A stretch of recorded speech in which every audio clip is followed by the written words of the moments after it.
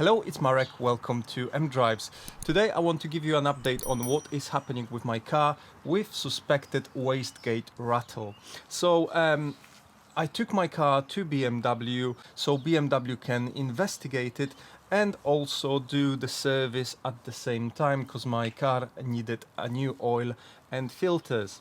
And normally I would do it myself, but in between the normal services, so I still have a full service history by BMW, but apart from that I'm changing my oil more regularly at my drive.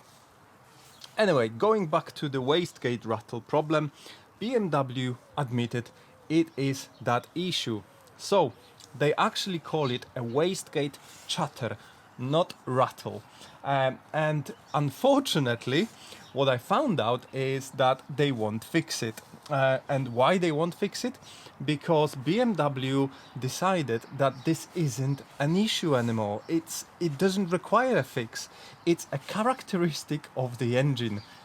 Would you believe this? A characteristic of the engine. This comes from the main technician at my local BMW, and he also expressed how ridiculous does it sound. However, there's nothing he can do about it. BMW simply won't pay for that fix anymore. They said it's not gonna break the car, it just makes the annoying sound, therefore it became a characteristic and it's not repairable. And that's due to the fact that apparently they were fixing it, so and to fix it you actually have to change the whole turbo with manifold, which won't be cheap. I can understand that, but yes, it's something's not right and they should fix it under warranty, but they won't anymore because it doesn't break your car, it just makes you annoyed. Yeah, they don't care. So well done BMW, I really like your logic. So unfortunately, if your BMW has the same problem as mine, the wastegate chatter, yes, it won't be fixed. You have to live with it or you have to figure out how to fix it yourself. But this is not the end of the sad and annoying story. So, as I mentioned before, BMW also performed a service on my car. When I was dropping off my car, I strictly say I don't want you to wash it or clean it. And there was a note on the paperwork to avoid them touching my paint. Unfortunately, when I picked up my car, it was all spotless and cleaned. So BMW didn't listen, they cleaned the car.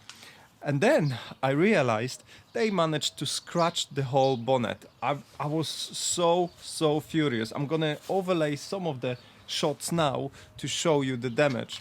So I called back BMW and they agreed to take the car back in and they will buff it out, which I said fine, I'm okay with that. So we scheduled the visit in a couple of days, and before I actually managed to visit BMW, I discovered something else. I took my car for a bit of a ride, and after about 15 minutes, when the car was really warmed up and up to temperature, I started to smell an oil, burning oil. So I lifted the bonnet, and what appeared to my eyes, I just couldn't believe in it. Basically, everything under the bonnet was covered in oil. I don't know how they managed it. It didn't look like it spilled out from the filter housing.